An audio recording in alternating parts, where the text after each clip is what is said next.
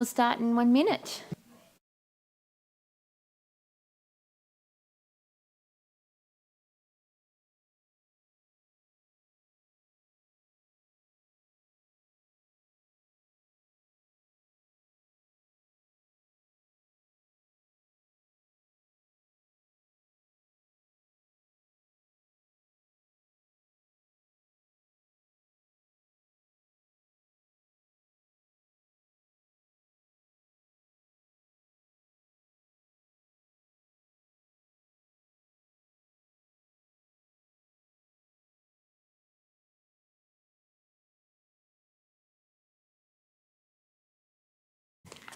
Good morning, everyone.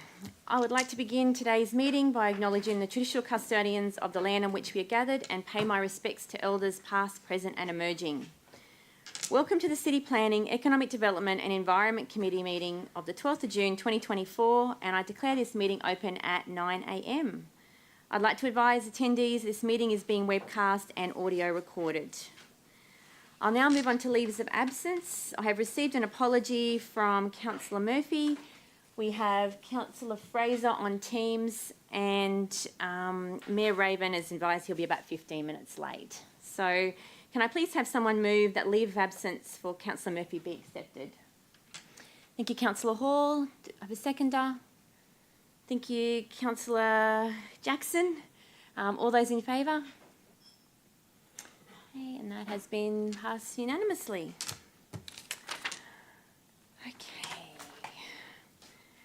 Confirmation of previous committee meeting minutes. There is a motion displayed on the screen to confirm the previous minutes. Do I have a mover for the motion as displayed? Councillor Bannon. Is there a seconder? Or has not? Yep. Councillor Russell. All those in favour?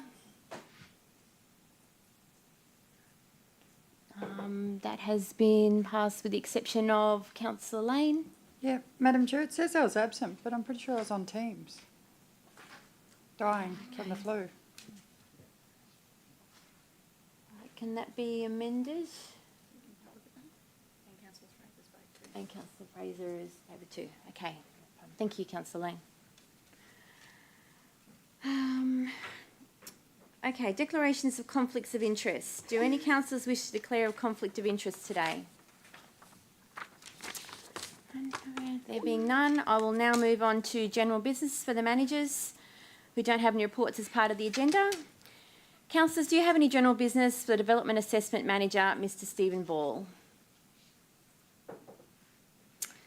No. Mr. Ball, do you have any general business for us? Through the chair, no I don't. Wonderful. Thank you. Please enjoy the rest of your day. Councillors, do we have any general business for the Health, Climate and Conservation Manager, Mr. Brett Espenson? Oh, Councillor Lane.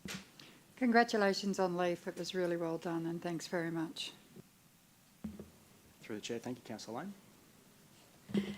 Thank you, Councillor Lane. Mr. Espenson, do you have any general business for us? Yes, Madam Chair, I've got two items, if I can raise those, please. The first one is about LEAF.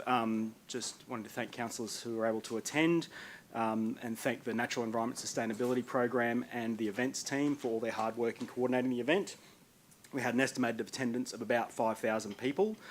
We gave away 3,000 native plants and had almost 100 people attend our various workshops across the day. We had 90 people participating in the main stage events for the Eco Forum, and we had 17 new inquiries for our Environmental Conservation Partnerships Program. And the second item I wanted to raise is if you are seeking more wonderful events from our Enviro team, the Eco Forum is coming up on the 29th of June at the Kingston Butter Factory, and the Mayor and Councillors are all invited to attend. That will include presentations and discussions from Stacey Thompson, better known as Ranger Stacey, and local Yungabe linguist Sean Davies will be giving some presentations there as well. Councillors with Enviro Grants or Eco Awards recipients from their division will be asked to present and grant the awards to the recipients, so you should have emails about those. If you don't, please reach out to me and I will provide further detail on those. Thank you. Wonderful. Thank you, Mr. Espenson. I believe Councillor Bradley has a question. Thank you, through the chair. Just in relation to the forum, I don't recall receiving an invite to that. I just had a look in my calendar. There's nothing there. And that's only a few weeks away. It is through the chair. I will follow up and make sure those invitations have been sent out. Thank you, Councillor Bradley. Mr Esmondson, you may go back to your day. Thank you. Okay, we have 4 reports on today's agenda, and we'll begin with item 6.1, adopting LGIP version 1.3 and preparing LGIP version 2. Item 6.1 is a public report, and I will now ask the Economic Development and City Planning Manager, Mr David Radich, to please speak to the report. Through the Chair, and good morning, councillors. So the purpose of today's report is to provide an update on the public consultation that we undertook for LGIP 1.3, which was endorsed around November last year by Council to go out for public consultation. So the Minister's Rules and Guidelines requires us to go out for 15 days. We went out for 20 days to try to encourage as many submissions as possible. Attachment 1 contains the submissions that we received through public consultation, and the report itself talks about some minor changes that we have made to respond to some of the submissions. And in our view, and looking at the Minister's Rules and Guidelines, these are small changes which don't require us to do further public consultation.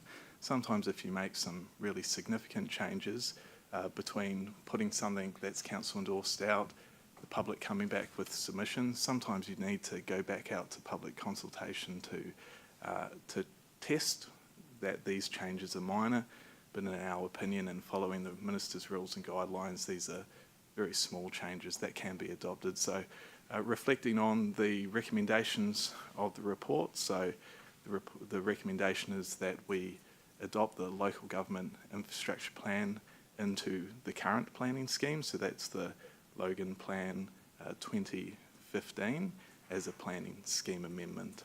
One of the things that you may have noticed in the submissions report and in the report itself, sometimes there's a gap between council adopting and it going into the planning scheme, and that represents a little bit of a risk for council sometimes. We've had a few parks that have been caught up in that process where council's endorsed it but hasn't made it into the planning scheme, so it's our priority to make sure that we can secure the land for parks and other pieces of critical infrastructure immediately into the planning scheme. So we'll be coming back with some timing around that. The second recommendation is that we are doing a new planning scheme. The new planning scheme has a slightly different growth pattern, and we need to reflect that in the new local government infrastructure plans to make sure that we're delivering infrastructure where the growth is. So that's the second recommendation of the report. Just at a high level, just reminding councillors that infrastructure charges, or sometimes they're referred to as developer contributions, so they're money that a developer pays council for a specific purpose, and that's to deliver trunk infrastructure. So trunk infrastructure is what we describe in our adopted infrastructure charges resolution, which was endorsed last year, and it's those higher order roads. So it's collector roads with carriageways of greater than 25 metres.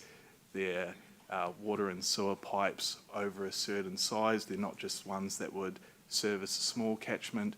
They're regional stormwater detention basins. So unlike general revenue that can fund small upgrades to pieces of infrastructure across the city, trunk infrastructure is quite defined, and we cannot use that money for anything apart from the delivery of trunk infrastructure, which is in the local government infrastructure plan.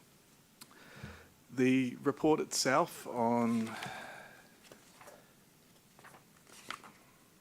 page 21, provides a little bit of an understanding of how the networks go about their network planning.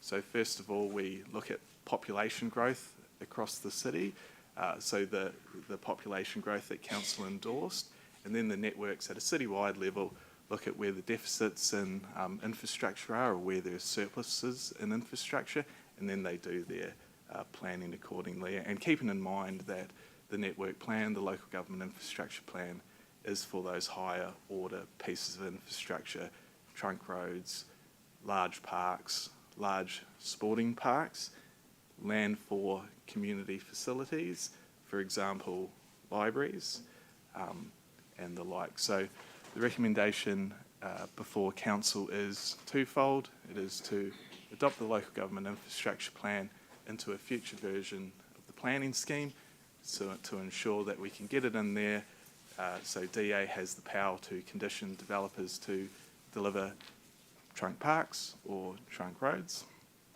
And the second part is, because we're on a journey with the council to do a new planning scheme, we'd like endorsement for us to start that work on the local government infrastructure plan version 2, which will support the growth that we envisage in the new planning scheme. I'm luckily enough to have the network planners in the room with me today, and they're happy to take any detailed questions around the LGIP. Thank you, and happy to take any questions. Thank you, Mr Radich. I have Councillor Bradley with a question. Thank you. Through the chair, I received an email on Monday from Christian. Thank you, Christian. And I was curious why I received it, but obviously it relates to this report, but I can't see anything in the report that reflects it. So I'm assuming that email is confidential that I received on Monday, and the contents within it is confidential. Through the chair, the reason why Christian sent that email is because we talked to the chair and the deputy chair, and they suggested that we remind the councillors what was in the local government infrastructure plan, which they endorsed last year, just in case there was any queries about it. The information is not confidential. That's information that went out to public consultation. Very good. Thank you. Thank you, Councillor Bradley. I have Councillor Wilcox. Thank you. It was interesting to read the submissions at the bottom, especially the ones from the UDIA. I felt like they were confused at times, needing clarification from council, which I found really odd, especially with the growth figures and the projections, especially confirming figures from the LGIP with the PDAs. Why would they be asking council to clarify? Through the chair, I can't. What I can say is Dave and I and Stephen are meeting with the UDIA to talk about some of their concerns with the local government infrastructure plan and with infrastructure charges in general. You'll note that in the report we also talk about the fact that we've had to strip back $800 million worth of infrastructure to meet the affordability targets that are set by us through the state government. So we met with them while the local government infrastructure plan was on public consultation, and we're going to have a follow-up meeting to try to help them understand some of the ins and outs of the local government infrastructure plan, and specifically some of those planning projections. I think that would be great, and I think if you could keep us informed as well, with $800 million worth of infrastructure charges stripped is ridiculous, because somehow it's got to come from somewhere, because we're not slowing down on the growth rate, especially in the growth areas in the PDA and out in the west for a couple of us and that sort of thing. And yes, I did read the infrastructure charges and how there was the significant difference, like $10,000 to $20,000 between what the cap charge is and what it actually is per lot that we're actually putting in and that sort of thing. So if you could keep us informed, that would be great. Thank you. Not a problem, will do. Thank you, Councillor Wilcox. I have Mayor Raven and then Councillor Lane. Thank you, Madam Chair. Good morning, Dave. How you going? Good, thank you. So just in talking with officers and then talking with industry, when we do LGIP version 2, are councillors going to have input into the sequence and priorities of the projects? Through the chair, yes, it will require a council resolution for the projects that are in the LGIP. Cool, because when I was first elected, I didn't really have a crystal ball to understand the sort of pressure we'd be under now. If I did, there's a whole bunch of projects that we've built in the last 8 years that I would have scrubbed out and prioritised, things like Park Ridge Road, for instance, and I think every councillor in the room would agree. That's easy to say in hindsight. So what I'd like to do now that I have the foresight of the hindsight is make sure that when we come to LGIP version 2, knowing that we're going to probably be $1.4 billion short on what the community would like to see us deliver in that due to the cost of construction escalation. I'd like to prioritise the projects that are going to help the community the most instead of help the industry the most. Does that make sense? Through the chair, yes, it does. I understand. And are we going to be able to achieve that? Like, will we have to sit down with network planners and go through SOIs and things like that to make sure that the expectations of the community are met in priority over the expectations of the industry? Through the chair, yes. So I suggest that we'd have a workshop around the network planning for version 2. So it is different for each type of network. So some networks have capacity in the growth fronts, like Logan Water, but there's still a deficit in parks and land for community facilities. And there's also the inability for us to fund any community facilities. We can only collect charges for the land associated with it. And so it's really important, I think, to community that, while yes, we can try and prioritise the infrastructure that lets more houses be built, like sewer and water, letting the other networks lag behind because we're pouring all of our debt and spending capacity into those networks just sort of robs Peter to pay Paul and leaves the community asking us why they have a city that isn't as livable as they'd expect. So I think it's more important to deliver a livable city than to deliver houses at 100 miles an hour that people will then turn to us and say, what are we doing? And as we're currently the fastest growing city in Queensland, I think we can afford to ease up a little bit in order to deliver high quality outcomes instead of fast outcomes. Through the chair, I think that's a great ambition for the city, Mr. Mayor, and we also hope that by the time we come to doing version 2 of the local government infrastructure plan, perhaps the infrastructure charges framework has been reviewed and the cap has been increased, because we've been talking to the state government about it for 4 years. That would be amazing, but I'm not going to hold my breath. Thank you, Mayor Raven. I have Councillor Lane. Thanks very much, Madam Chair, through you. After receiving that list the other night, I sent an email back saying that I'm struggling to get the gist of this and the document, the priorities, and I'll be abstaining today from the vote because I am genuinely struggling with this. I don't understand it at all. I think our priorities on this list are wrong, but that's just my view. So it's a very simple view, but it's my view nonetheless. So, Through the chair, Councillor Lane, perhaps Christian and I can sit down with you, because I've seen your correspondence to Christian, and I think there's a difference between what rates can fund as upgrades and what local government infrastructure plan items can fund, which is specifically for growth infrastructure. But it's also the way the things are listed. I mean, there's a number of things listed as Division 2. They're not in Division 2. Town squares, we don't have a town square. I mean, all of those things on the list, they just don't, it doesn't, I'm confused by it. So again, if I'm not sure, I'll abstain from the vote, and that's what I'll be doing today. But thank you. Thank you, Councillor Lane. And I just had a question as Division 10 councillor. I raised a few questions over the amendment on page 11, the Parks Amendment. I did get some responses through, but I'm hoping that we can continue discussions with regard to this item because I still have some concerns moving forward. So I just want to check that that's an option moving forward. Through the chair, of course. Wonderful. Thank you. Okay, do I have any further questions? Okay, there being none. Councillors, we have a motion on the screen. Oh. Councillor Bannon has moved the motion. Do we have a seconder? Councillor Hall has seconded the motion. Now open the floor to vote. All those in favour, please raise your hand. Okay, and that has been passed with the exception of Councillor Lane. How do you vote? Abstain, Madam Chair. Thank you. Okay, thank you, councillors. We will now move on to item 6.2, outdoor furniture and parklet trial. Item 2 is a public report also, and Mr. Radich, I believe, will be speaking to this report. Is that correct? Through the chair, I'll provide an opening, then hand over to Alice. So. No problem. And so please proceed. Thank you. So some of the priorities from council last term was the nighttime economy. So what that means is cafes and restaurants that are open past 2 o'clock for meals or for a place that you can have a drink.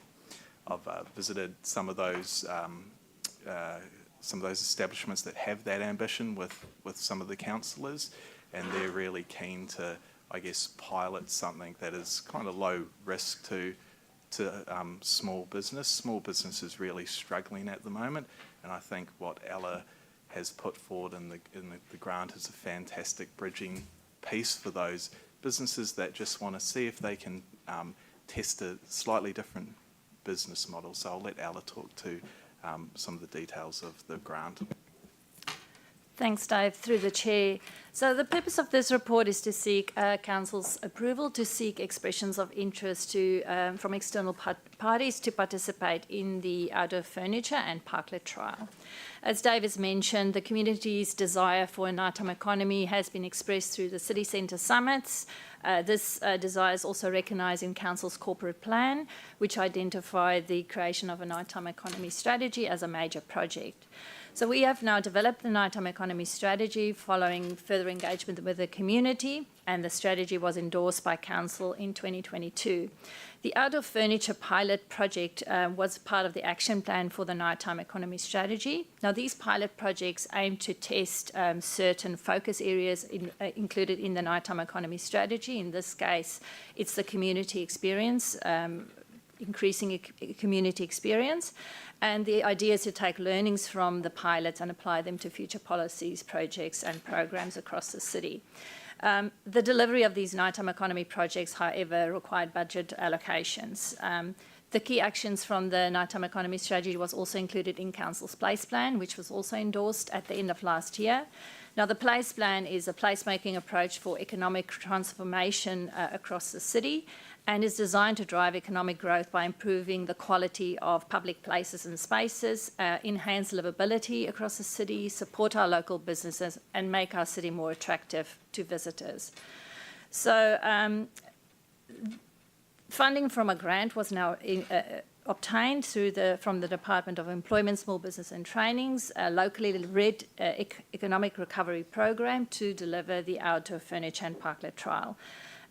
This parklet project will encourage businesses to trial footpath and outdoor dining to expand their business offerings and to extend their business hours. Council will provide furniture and infrastructure to a maximum of 2 parklets to these businesses at no cost to assist them to better understand the potential for outdoor dining and the value of increased customer experiences. So the expression of interest will be issued between 1st of July and 31st of August, and businesses will have the opportunity to participate in the parklet trials, the outdoor furniture trials, or a combination of both. This trial will be open to all businesses across the city that's located in centres. And in accordance with the local government regulation, we are required to seek Council's endorsement to seek these expressions of interest. So therefore, the recommendation is that expression of interest to identify external parties to participate in the outdoor furniture and parklet trial be endorsed, and we'll come back to Council with outcomes from this trial. Happy to take any questions. Thank you very much. Okay, I have Deputy Mayor Bannon, Councillor Bradley, then Councillor Lane. Thank you, through the chair. Awesome idea, really is. And I spoke to the Councillor Johnny from Ipswich, and she's done it over there as well. It's a cracker. I love the EOI too, so it's better than everyone saying they want it. You know, if you want it, you're going to put in for it. So I think you've covered every base there. But that nighttime activation is amazing, and you're really good at it. So you should be proud of yourself. It's a great idea. Thank you, Deputy Mayor Bannon. I have Councillor Bradley. Thank you, through the chair. Dave, you referred to some councillors expressing interest in this. I'm just curious whom they would be. So through the chair, I'm just channeling the feedback that we got when we engaged councillors in the nighttime economy. Okay, because I raised this particular subject years ago with Ella, and I definitely will be putting this information out publicly, and I'm glad there is an expression of interest. I'm just curious though, because you had a focus on Slacks Creek, will that be the focus for your assessment of who actually gets it? Sorry, through the chair, what do you mean a focus on Slacks Creek? For the nighttime economy, that my understanding that was your focus.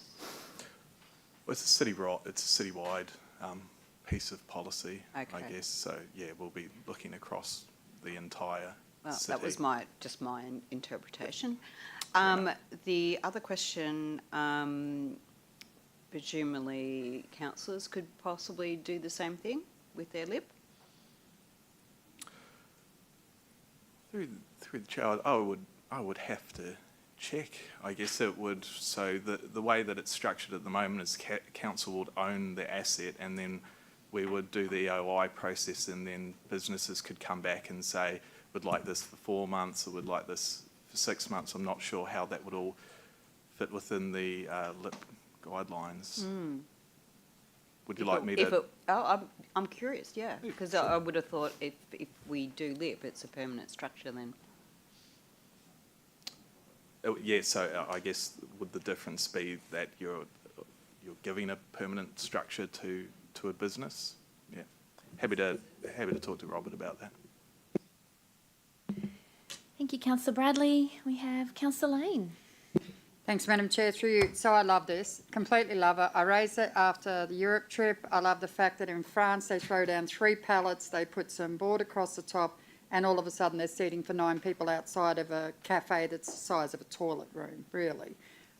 It's absolutely magic, and I'm so excited for local businesses to be able to put that expression of interest in. I think it's a good move if it falters in some places, but you know, the take-up is greater in others, and that's so be it. That's great, a great outcome as well, and I think that the city will appreciate your efforts, so good on you.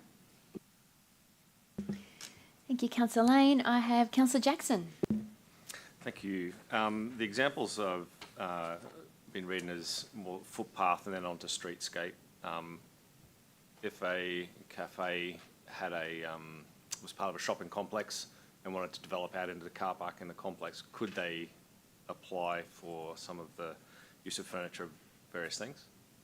Yes, through the chair. So everything will be considered as part of this EOI process. Our experience with the facade improvement program, which was a funding pool that council had, where if there was some tired shop frontages, we could co-contribute and update those, was that we weren't knocked over in a rush for these things. So we'll do our best to put the message out to the community, and all things will be considered. Thank you, Councillor Jackson. Any further questions? Councillor Hall. So is this exclusively for, static shop fronts? Because there's a fair few mobile pop-up coffee shops and whatnot that could really benefit from having furniture and things like that. Or is this exclusively for dedicated places that just have one site? I know a lot of coffee shops are actually doing mobile vans as well, to go out to the customer. The thing is, I'd like to see things that work in with our tourist destinations within Logan as well. So that's really just the question. Is this just going to be exclusively for shop fronts, or is this also going to be for when businesses do pop-up shops?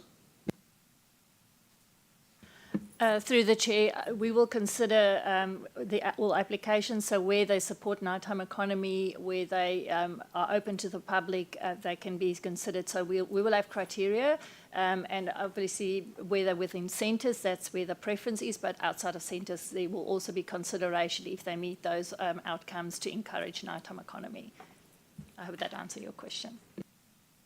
Thank you, Councillor Hall. There being no further questions. Oops, I believe there is a motion on the screen. Do I have a mover for that motion? Deputy Mayor Bannon, seconded by Councillor Russell. Excuse me a moment. I now open the floor to vote. All those in favour? Okay, Tim. That's been passed unanimously with the exception of Councillor Jeremiah. How do you vote? Abstain. Abstain. And me. I'm for. Okay, thank you, councillors. All right, we move on to item 6.3. I note this item is a confidential report. A proposed resolution to move this matter into a closed session is displayed on the screen. Do any councillors wish to move into a closed session for this item? Councillor Bradley. Do we have a seconder? Councillor Wilcox. I now open the floor to vote. All those in favour, please raise your hand. That has been passed unanimously. Please be advised that we are now in a closed session.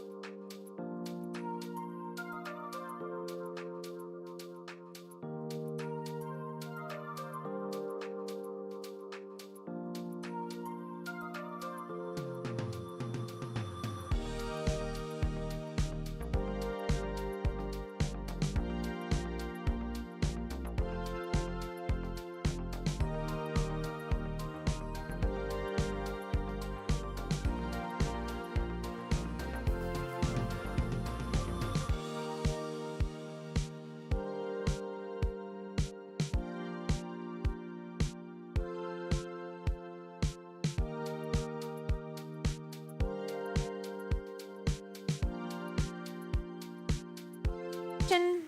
Just checking we're back on. And the live stream has recommenced. Councillors, we have a motion on the screen. Do we have a mover for that motion? Have Mayor Raven. Do we have a seconder? Deputy Mayor Bannon. I now open the floor to vote. All those in favour, please raise your hand. Okay, so we have unanimously, with the exception of Councillor Bradley. How do you vote? Against. Councillor Wilcox? I will abstain. And Councillor Fraser was in favour? Yep, and I'm in favour also. Okay, so the motion has been carried. Okay, so I'll now... Does anyone have any general business for the Economic Development and City Planning Manager? Councillor Lane. Thank you very much, Madam Chair. So a couple of weeks ago, I got in touch because Hamid's Bakery, which is one of the busiest bakeries in the whole of South East Queensland, was actually trying to expand, and they wanted to get some information about, putting more foodstuffs into their business. And I just want to say thank you to your team for actually contacting him. I love it when a business says they want to expand and the lineup is out the door and down the road. Has there been follow-up on Hamid and his plans? Is it because I know your team's really supportive, but I just want to make sure that we're walking him through anything we need to. Through the chair, I'll follow up with the team. I think the immediate action was to improve to work on some of the food related. Yep. But I'll provide you an email update. Thank you. I'll pass that feedback on to the team too. Thank you, Councillor Lane. Mr Radich, do you have any general business for us? No, I do not. Wonderful. Okay, thank you and have a great day.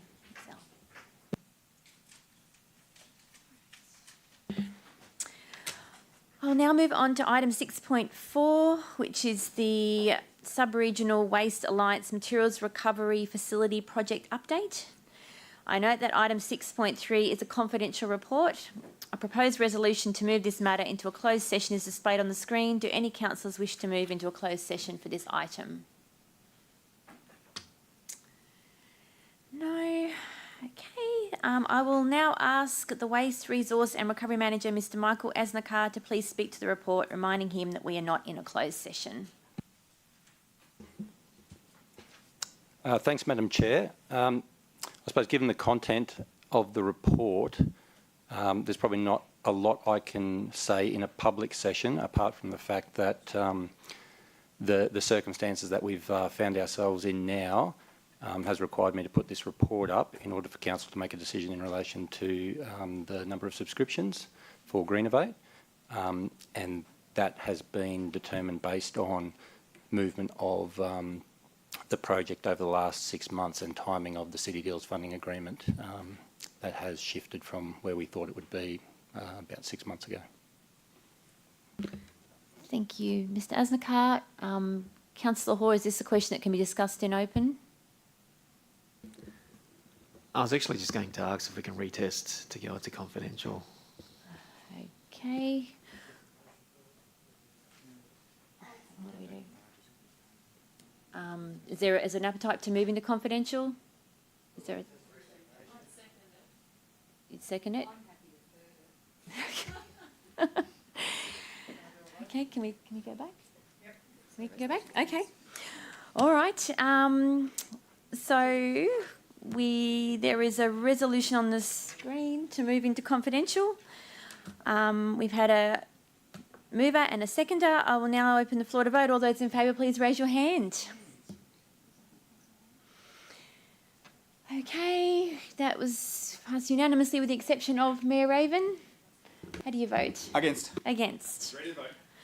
Okay, all right, the motion to be carried. Please be advised the meeting is now in closed session.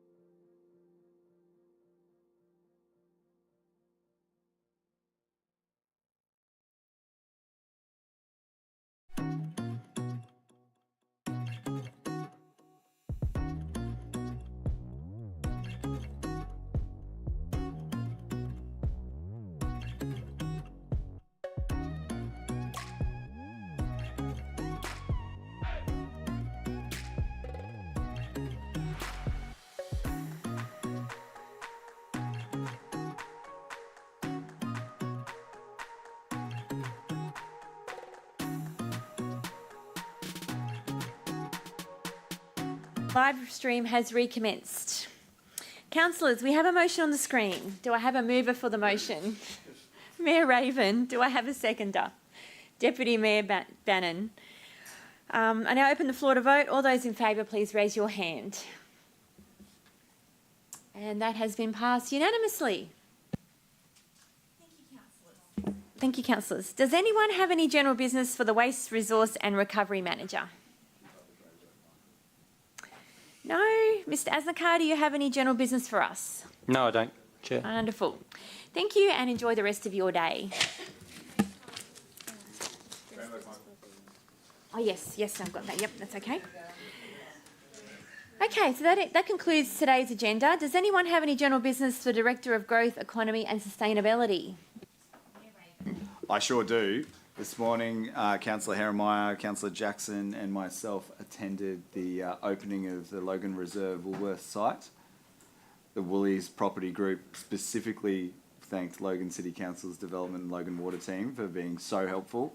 They said it wouldn't have opened when it did if it hadn't been for the great work of your team and the Logan Water team, and that it was a difficult site with lots of challenges, and then if in any other city it would have been a drama, but not in Logan. Boom. Thank you, Mayor Raven. Mr Hanson, do you have any general business for us? No, I don't. Okay. I just have a little bit of GB, if I could mention. I just wanted to congratulate the Logan Education Roundtable Group on successfully obtaining the School to Work Transitions Program funding to deliver the Logan Education into Employment project over the next 18 months. This project will continue to build stronger relationships between council, high schools and local employers, enabling better futures for our young people.